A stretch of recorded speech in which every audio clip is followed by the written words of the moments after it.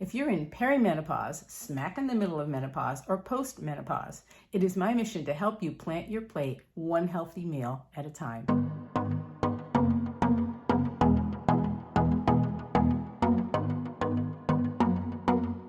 My name is Ellen Allard of Ellen's Healthy Kitchen.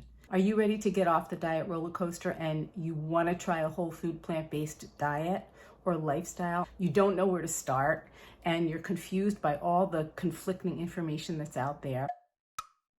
And you have your own share of difficulties because maybe you're not sleeping at night or you put on a menopause middle. You just don't know how to deal with your family members who are not willing to eat the way you want to eat. Or you've tried it and it doesn't seem to work. Whatever the reason is, if you're having a hard time, I get it. I've been there, I've done that. I want to give you a few suggestions that I'm hoping might soften the blow for you and maybe make it easier for you to stay on track. So the first thing is to know that you're not alone. I've owned all the diet books. I have been on every website, every YouTube video. I know what it's like. I'm talking about years and years and years of doing this. It helps to have community, no matter whether it's on YouTube or your sisters or your friends or local support groups. It really helps to have other people who are going through what you're going through and who can help you when you're having a hard time. Not that you wish the difficulty on anybody else, but right when you see that other people are going through the same struggles, it kind of feels like, well, like you're not alone. I talked about the importance of prepping in my last YouTube video, and I want to reiterate it here because it's really one of the best ways that you can overcome this issue. You don't even have to prep meals. That can be overwhelming to think about, entire meals to prep. But if you prep ingredients, let's call it ingredient prepping, then you can open your refrigerator at any point in time and you can pull out the tofu that you prepped. You can pull out the broccoli that you cut. You can pull out the brown rice or the white rice, whatever rice or pasta that you've already made. And you can take those components and you can make a meal out of them. So I can't emphasize enough how important it is to prep your food. And by the way, these tips are by no means exhaustive. There are so many other tips I can give you, but I'm just wanting to kind of give you some food for thought. Pardon the pun. Here's another one. Have you ever heard of the parasympathetic nervous system? It's basically your body's housekeeping system. A simpler way to put it is the rest and digest system. It's basically the system in your body that's responsible for conserving your energy and also maintaining your bodily functions like, for example, digestion, going to the bathroom. It's basically the opposite of the sympathetic nervous system, which is what controls your fight or flight response. It also helps you feel safe. When you eat, do you want to feel like you're also at the same time running away from a bear? Or do you want to eat in a restful, calm state?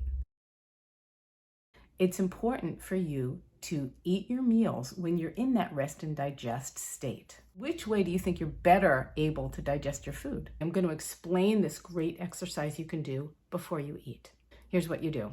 You take a breath while you're counting to 4. And when you get to the end of 4, you're going to count to 4 again, but you're going to let the breath out through your mouth. So it'll look like this.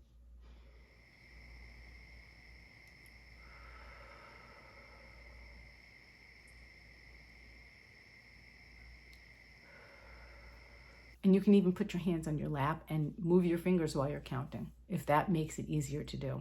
When you do that exercise, where you breathe for 4 counts and you let it out for 4 counts, and you do it multiple times, I recommend 10, it really helps your body get into that rest and digest state. And then you can pick up your fork and you're ready to eat. I make a little sign that says meditate, and I put it right on my table where I keep the salt and the pepper. I see it right there, so if just in case I forget, it's right there to remind me. And I do it before every single time that I eat. If anybody else at the table laughs at you or makes fun of you, go into another room, go into the bathroom and do it, and then come back and sit down and eat. The last thing I want to talk to you about is honoring your hunger fullness cues. It's exactly what it sounds like. Eating when you're hungry, stop eating when you're full.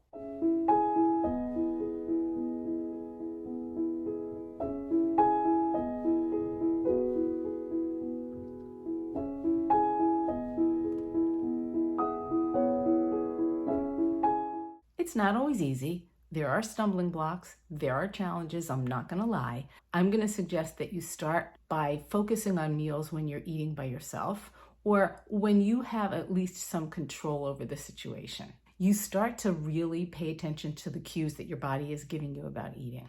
I'm going to talk about all of these things in other videos, but for now, for today, I just wanted to give you a little list, a small list of things that you can start thinking about. If you're having a problem, if you're challenged by trying to eat a whole food plant-based diet and you're struggling. If this resonates with you, please make sure to subscribe. It'd be great if you could actually like and also comment. And I will see you in the next video. I'm Ellen Allard of Ellen's Healthy Kitchen, and it is my mission to help you plant your plate one healthy meal at a time.